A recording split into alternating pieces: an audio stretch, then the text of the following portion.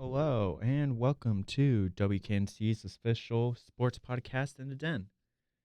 Today we're going to be going over Sunday's women's basketball game against TCU. We'll be going over how things are looking like for NC State in the men's NCAA tournament, which they should be able to make in. And we'll be going over the gymnastics schedule release that should come out this week. I'd also like to clarify that last week was our Miami football preview. I did not realize that there was a bye week. So make sure to check that out on the WKNC website. But regardless, get your headphones on and let's get straight to it. So I'm going to open up with a brief recap of the USC game this previous Sunday. NC State lost to USC by just 1 point. Despite a strong game overall, NC State just couldn't close it when it mattered, as USC was able to lead a comeback down 5 points with a minute and a half left, including several key missed shots by, I think, both Jones and Pierre at the end of the game. NC State should have won, but losing a turnover game and not getting the big being able to stave off the comeback like they did against Tennessee was definitely a killer for them in this game. Also, USC's freshman star Jazzy Davidson really showed out, so good for her. Let's see. Another frustrating thing is that NC State, they only dropped to 10, but USC, thinking about it now, it kind of makes sense that USC was jumped over NC State, but I don't know. I feel kind of icky about that. NC State had some decent performers. Zoe Brooks notched 24 points and 6 assists. Tilda Trigger got herself 11 rebounds, as did Camille Pierre in her 2011 double-double performance. I like Devin Quigley, a freshman, scoring 9 off the bench. I'm happy with the production so far. I just hope to see things get closed out. It's only been 2 serious contenders, and of course Maine. That was yesterday. I won't really go too deep into that one. I think that this TCU game at Sunday will be more important. But if I had to give a player of the game, probably Zoe Brooks. She's our best player, and she's been playing like it so far. So let's do our brief look at TCU. Let's see. While football kicks off Sunday at 1, the Lady Pack will tip off against TCU and potential WNBA lottery pick Olivia Miles. She should have been one last year, but my guess is she probably stayed back for some serious NIL money. But this is her last hurrah, and it's with the TCU Horned Frogs.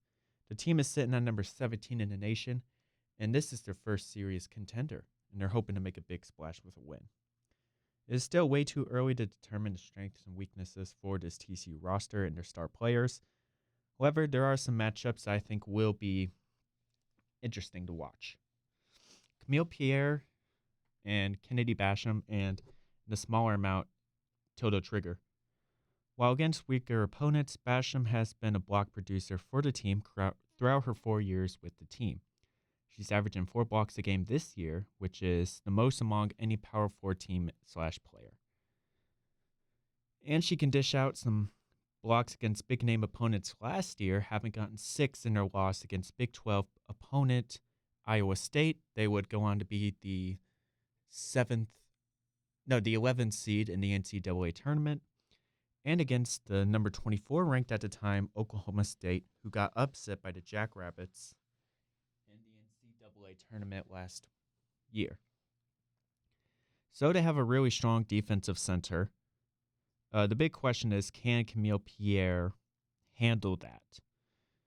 I do believe she would, but I think it'll be a fun matchup to see how Pierre is able to work against someone who is a really strong block producer. And in a smaller sort of sample size, Silva is their lead and rebounder, and she's also a pretty big center power forward player. I think the rebound game of Trigger and Silva will also be something to look out for. They're both seeing them both try to reach for the ball will be something that's very interesting to see. And I think whoever can win in the paint, in the post, should be able to win the game overall. However, of course, you have to note Olivia Miles. She's shooting a 68% field goal accuracy so far. However, she does have 5 turnovers a game against lower level competition.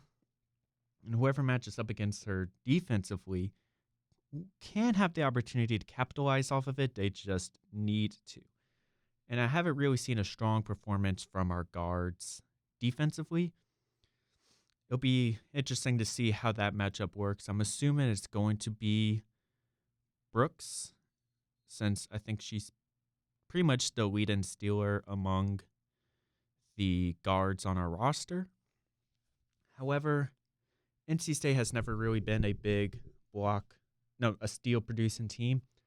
I mean, losing both Asia James and Sanaya Rivers really doesn't help that much. Losing Madison Haynes, I think she was a big steal producer as well. So NC State's definitely going to have to try to develop a strong defensive identity if they want to stop TCU. Is it likely? I believe it could be. It would just kind of matter. Even then, if they're able to stop Olivia Miles, they still have to stop her strong number 2 guard, Donovan Hunter, who shoots just as well as she does.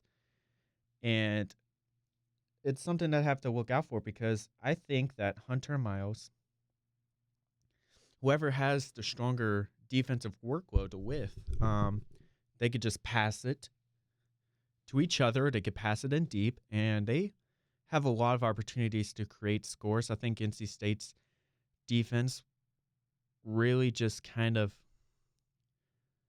they really just need to make sure that they can do just enough that their offense doesn't have to do too much, if that makes sense.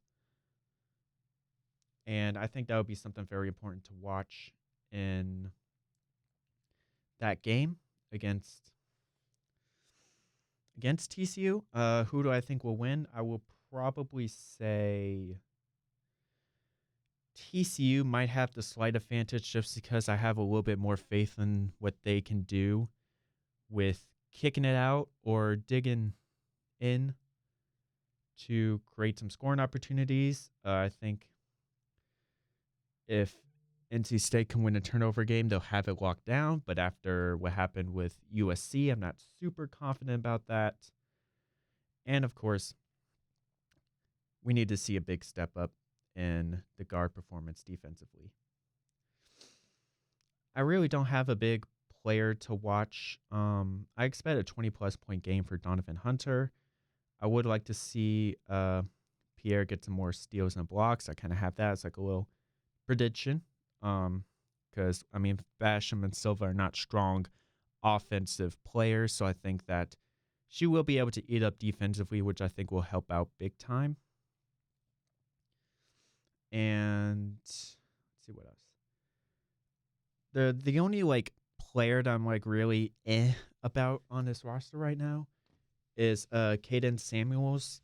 In 30 minutes a game, she's scoring 6 3 and 1. While the 6th woman, Devin Quigley, she is, in the amount of time that she has, I feel like she's outdoing Caden Samuels. And I think, unless if she can step up, I think the roles will eventually swap. And I think it will be interesting to see what Quigley can do from a start and roll. Of course, not right now. It's a little early, but that would be something that is worth watching, seeing how Westmore utilizes the production kind of comparison that they have. If I had to guess the score, 83-80 TCU. Still watch it. Still root for NC State as you can. All right. Coming up, I'll talk about the men's soccer loss to Syracuse and what that could mean for NC State heading into the NCAA tournament. All right, so just kind of like a little fun fact. NC State has only given up four goals in the entire regular season. Against Syracuse, they gave up 3. After knocking the socks off Louisville in round 1, the same thing happened to NC State, losing 0-3 to the 6th seed Syracuse.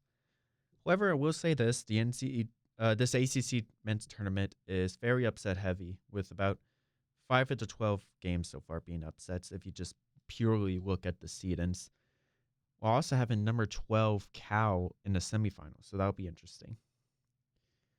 Against Louisville, all you need to know is that Louisville had 3 shots compared to NC State's 21 shots, which came out to 3 goals. Death players Carlos Santamaria and Thomas Lamille notched goals, while Drew Lovelace got 1 too. It's a comfortable feeling knowing that our deaf pieces are able to contribute to the success of the team, even in a very small role in a very low-tier conference opponent. I wouldn't expect Santa Maria Lamille to show up big time in the tournament. I just think that the future is in good hands if these two come to step up the plate when, Donovan Phillips goes to the MLS. Herb had a really easy rest game, having 0 shots on goals to deal with. I think maybe 1, actually. 1 or 0. Which, that rest game, he really kind of had to wake up with the Syracuse game, which he did not. The last time NC State was blown out like this was actually, fun fact, against Syracuse 2 years ago when they went to Syracuse and Syracuse won the national championship that year.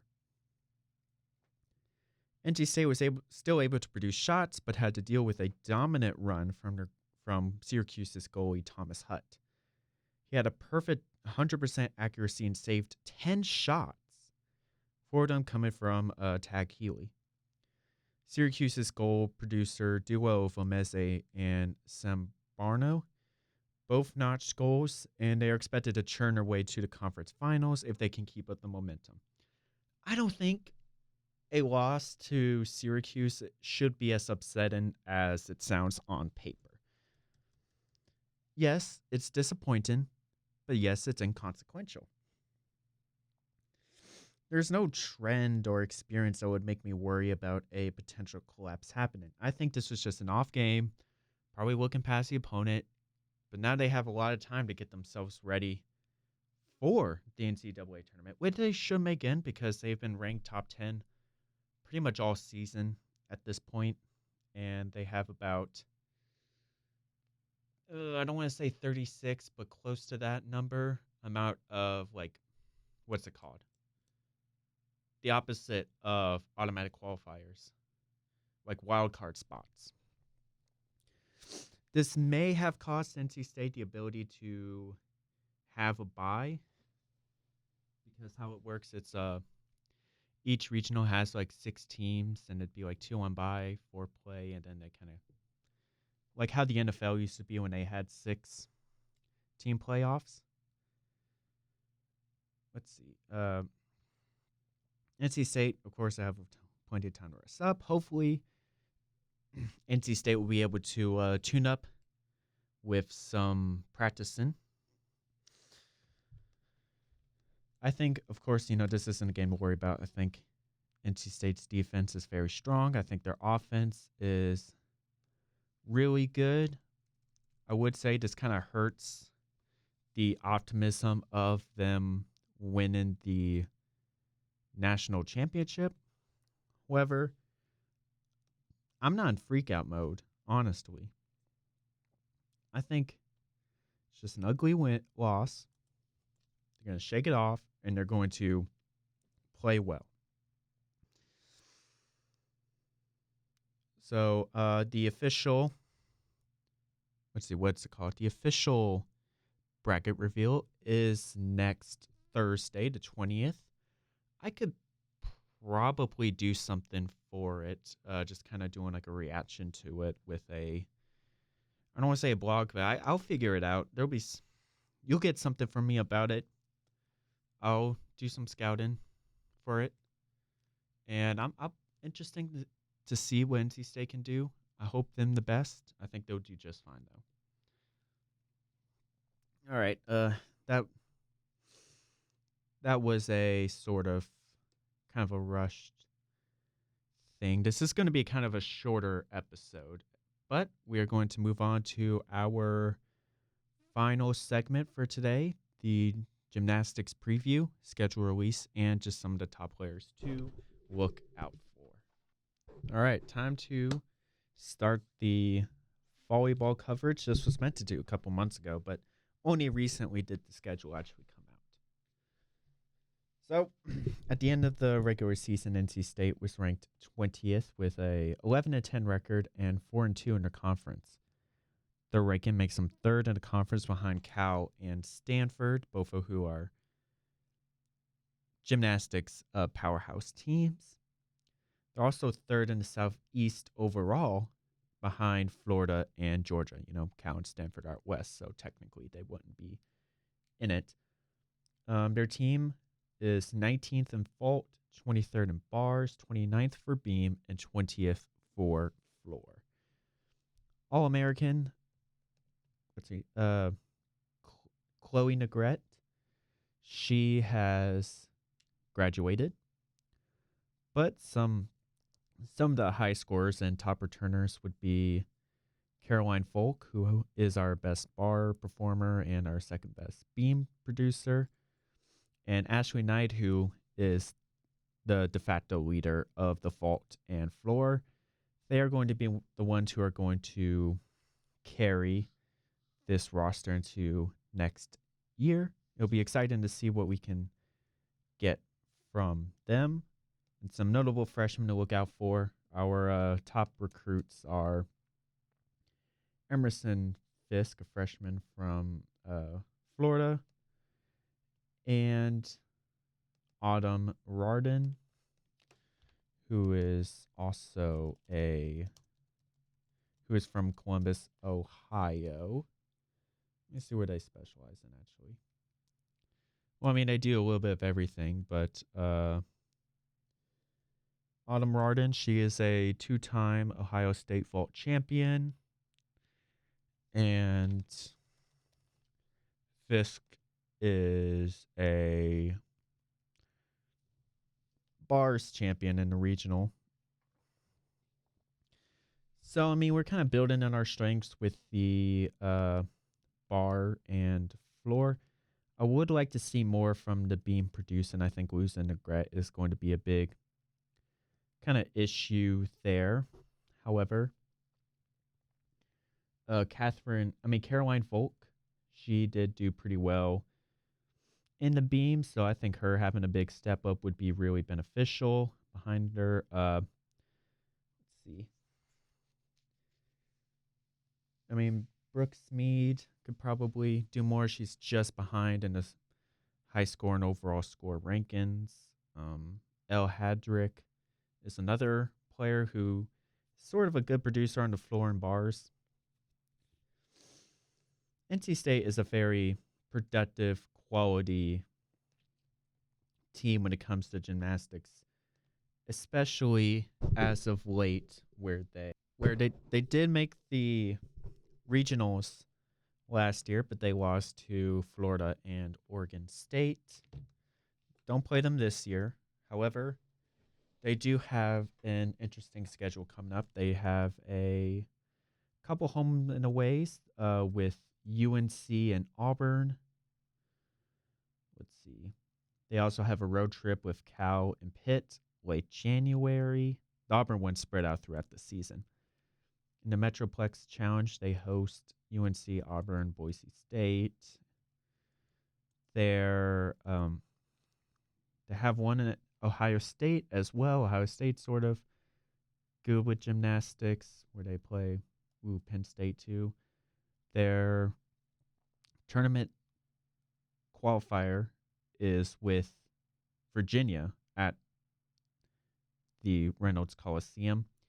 And the ACC Championships, what they should be able to qualify for, is in Greensboro, as it usually is, which would be late March. Then April would be the regionals and all that. would say I'm very excited for the home away series with UNC. That'll be something to watch out for. The Auburn home away will also be interesting to see. I think this is a good schedule. The toughest opponent will probably be home with Stanford because, of course, Stanford's a powerhouse. But seeing what they can do with their first All-American in a long time, with Negrete being gone, having Ashley Knight and Carolyn Folk kind of be the front load for this team is something to definitely watch out for. But I do have faith that this NC State team will be able to get back to what it was, and I have no doubt that they'll be able to make a splash in the ACC and regionals. Championship aspirations, I wouldn't get too excited for, honestly. But that's really all I had to say. Just make sure to come out and support the women's gymnastics team. Their first event is the exhibition this December 20th. Who do they play? Not sure who they play. But make sure to come for that. Keep an eye on them throughout the season. They are not in Oklahoma, but they can definitely make a splash in the Southeast. And that's all I have for today. Sorry, it's a really short episode. Kind of going through some of the smaller teams, smaller opponents. And make sure to, come by next episode. Have a good day, and go Pack.